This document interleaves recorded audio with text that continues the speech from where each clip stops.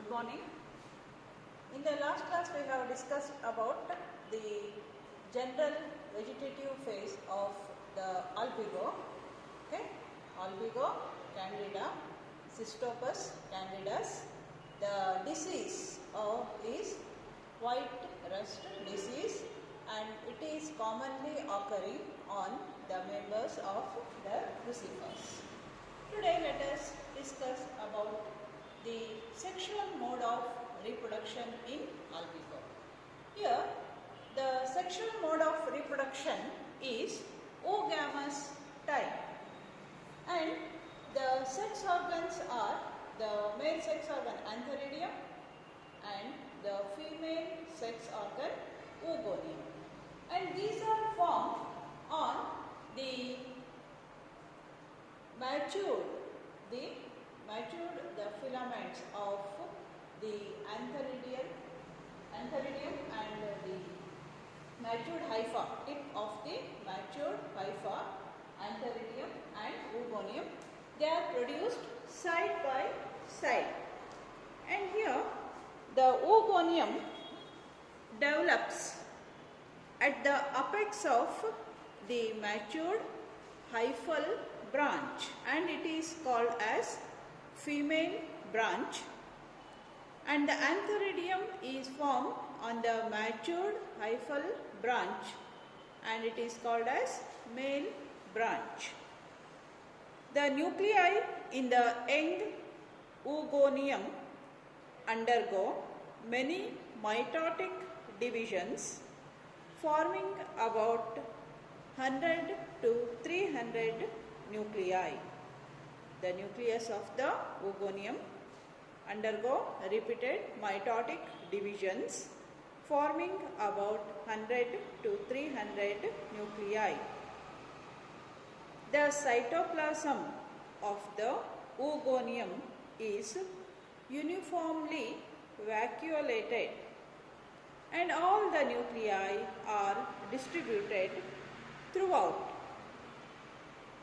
But as the oogonium matures, the protoplast is differentiated into the outer peripheral, the more vacuolated periplasm, and the central ooplasm.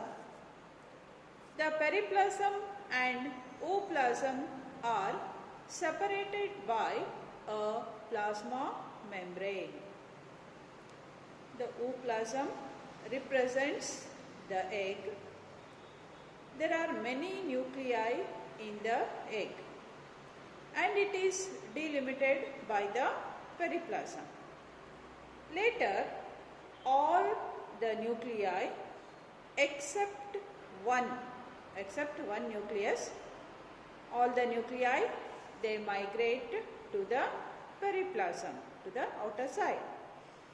Mature female gamete or egg has a single nucleus.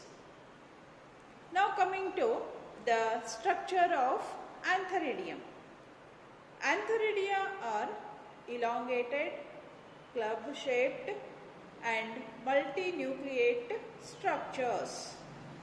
They develop on the male branch, male hyphae, which are placed very close to the oogonium. The antheridia develop at the tip of the matured hypha, and it gets separated by the formation of the septum. Young antheridia has about 6 to 12 nuclei. Mature antheridium has a single functional nucleus, and all other nuclei, they degenerate. Now coming to the fertilization. Here the mode of the fertilization is plasmogamy by means of gametangial contact. It takes place by the formation of the fertilization tube. Here the walls of the oogonium and antheridium, they become thin at the region of their contact. The antheridium forms a slender fertilization tube which penetrates the oogonial wall and the periplasm and finally reaches the ooplasm, the central part, ooplasm. Before fertilization, the granular cytoplasm of the oogonium forms a mass of protoplast known as caenocentrum. Before fertilization, the oogonium, which forms the protoplast, which becomes rounded, and it is known as caenocentrum.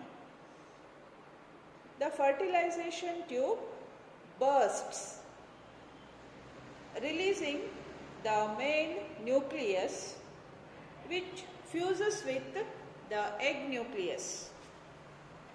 After fusion between the male and the female nuclei,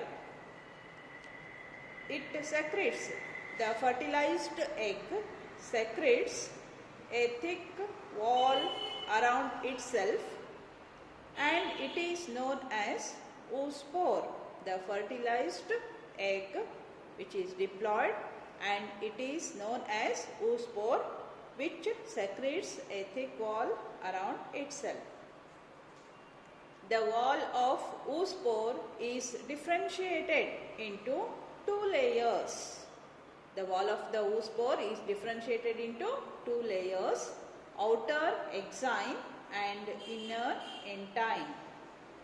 The diploid nucleus formed after fusion of the male nucleus and the female nucleus. Now the oospore nucleus divides first by meiotic division, and it is followed by several mitotic divisions, which results in the formation of 32 haploid nuclei. Now the oospore undergoes a period of rest. Later, during favorable environmental conditions, the germination of the oospore takes place. The oospore germinates usually in the spring. The nuclei of the oospore divide further mitotically, and the protoplast of the oospore is cleaved, which is get divided into several parts along each protoplast with a single nucleus. They set apart, forming individual the cleaved processes. Many uninucleate segments are formed. Each segment, a nucleus with a bit of protoplast, okay, develops into uninucleate reniform, it means kidney shaped, and biflagellate zoospore. The exine and intine of the oospore, which bursts by absorbing water, and the intine, which comes out and forms a vesicle surrounding the liberated zoospores. The zoospores germinates on a suitable host by producing a germ tube. The germ tube enters through the stoma and it extends into the intercellular spaces of the host. Usually the hosts are the albugo or the mustard, etc. And this is all regarding the sexual mode of reproduction in albugo. Is it clear?